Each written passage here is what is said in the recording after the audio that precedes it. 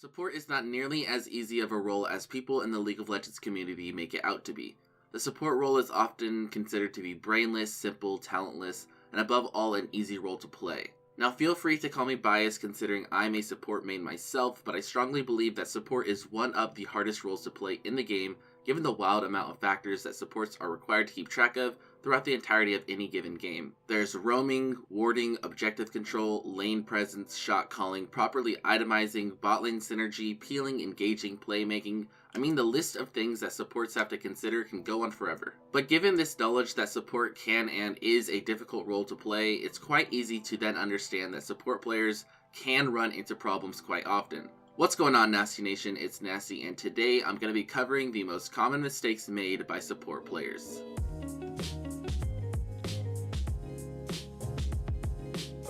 Getting into it now, the first mistake that I want to cover is something that actually occurs within the first few minutes of the game, and that is the level 2 power spike. I think it's pretty safe to assume that most people out there already know what it is, but just for the few of you out there who don't, the level 2 power spike involves contesting the minion wave with the enemy bot lane in order to see which team can reach level 2 first. Level 2 will be achieved after the first wave, as well as the first 3 melee creeps of the second wave have been killed. It's also very important to note that killing a caster minion in the second wave will not grant a level up. Of course, all of this is some very basic knowledge, but the problem with support players is, although they understand how to achieve level 2 before the enemy team, they aren't familiar with how to use it properly. Having twice the amount of abilities as the enemy at level 2 is a huge advantage, and it is for that reason that it's absolutely crucial to understand how to use it to your advantage. Ideally, you can do this simply by autoing the waves to make sure your minions are just always slightly healthier than the opposing minions. A couple things that you want to avoid during this time is using your abilities on the minions and pushing the wave too hard. If you use your abilities as a way to push the wave in, then you could potentially risk not having those abilities back up when you eventually hit level 2, and if you push too hard, then the second minion wave will be too far up and you won't be able to play aggressive even given a level 2 power spike. The next thing you need to ensure regarding the level 2 power spike is that you are in a good position to utilize it. I can't tell you how many times I've seen a level 2 power spike wasted because people are not in the proper position when they do level up. In order to prevent this from happening, be sure to slowly creep up on the enemy team at the same time that you're leveling up. This is going to be super beneficial because it's going to put you in a good position to trade with the enemy team, as well as help catch them off guard. The next common problem that support players have is another lane phase related one, and that is early level warding. It's quite sad to see how many players lose a game because they didn't ward properly, they got ganked without vision, and the enemy team was able to snowball the game off of that. In order to fix this problem, you need to first understand when the best times to ward during the lane phase are. The first ward that you put down is going to be the most important, and when and where you put it solely depends on where the enemy jungle starts. This of course works for both sides of the map, but just to make things simpler, we'll take a look from the perspective of the blue side.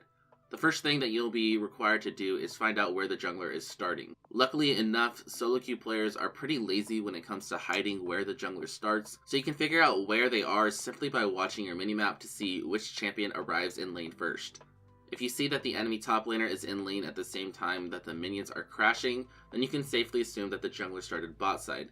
If you see that the enemy bot lane is in lane at the same time the minions are crashing, then you can safely assume that the jungler started top side.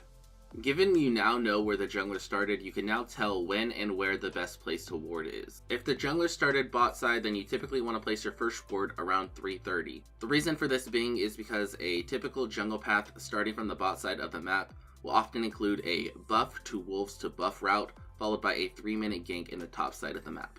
From there, the jungler will either have to run all the way bot through the river or recall and come bot through lane, which puts them there anywhere between 340 and 4 minutes. On the other hand, if the enemy jungler starts topside, then you're going to want to ward around 245. The reason for this being is again due to the fact that a common jungle path includes a path from buff to wolves to buff, followed by a 3-minute gank. These wards will cover any possible gank path, considering it's very unlikely for a jungler to lane gank this early into the game. Since 8.10, jungle pathing has been really hard to understand and break down, and I'm assuming that due to all the complaints that people have been giving recently, that it will be reverted or changed in some way, shape, or form.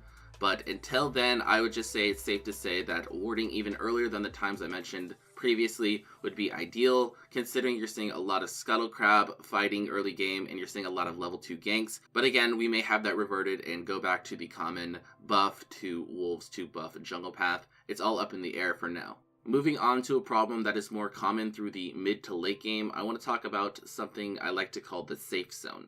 The safe zone is basically what I would consider to be the areas of the map that you are considered to be safe. At the start of every game, you could practically draw a line right down the middle of the map, and for the most part, you can assume that if you are on your side of the map, that you are safe. However, the safe zone will change as the game goes on, and that's the problem that I see a lot of support players having. I often see players getting picked in the later parts of the game while attempting to rotate, roam, clear some vision, or even something as simple as trying to get vision themselves. And the reason that they are getting picked is because they don't fully understand that they are no longer in a safe zone. As the game progresses, towers are taken, kills are picked up, gold leads are established, and thus the safe zone changes. For example, if the enemy takes all the outer towers, then the chances are at that point in the game, your safe zone is limited to your base, and if you extend outside of that range, then there's even a bigger chance that you'll get caught out and die.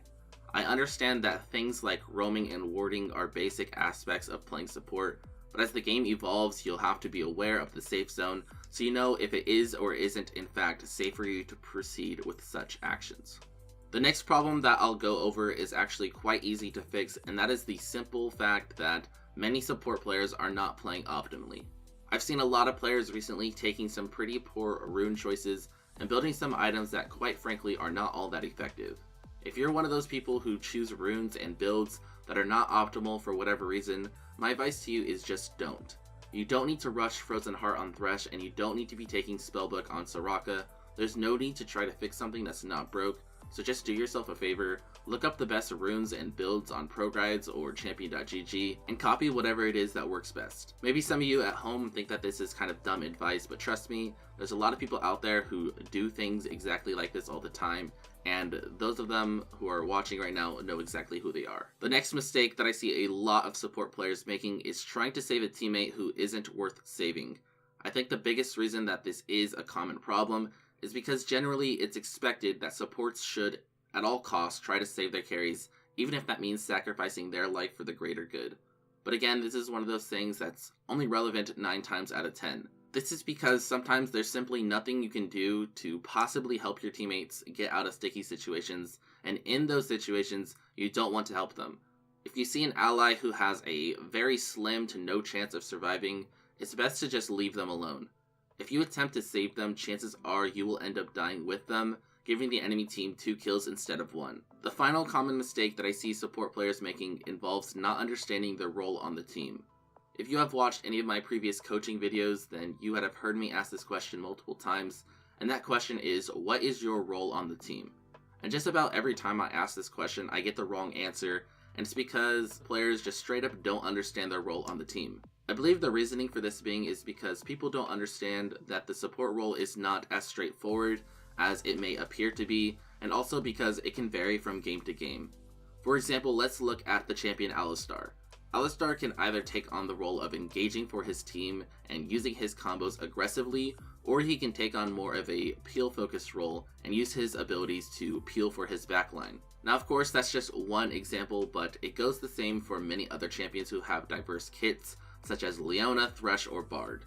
At the same time, though, there are certain champions like Soraka and Janna whose playstyles don't really differ from one game to another, and for that reason, their role stays consistent. Nevertheless, it's important to always understand what your role is, so you can provide what it is that your team needs. This is not only the final mistake that I wanted to cover, but it's also the most important in my opinion, so I highly recommend that you put some more thought into what your role may be from game to game, and you may very well see yourself start improving and winning more games. That is, however, going to do it for me. I hope you guys did find this video helpful. If you did, be sure to leave a like and subscribe if you haven't already to help the channel grow. And as always, I will see you guys next time. Peace.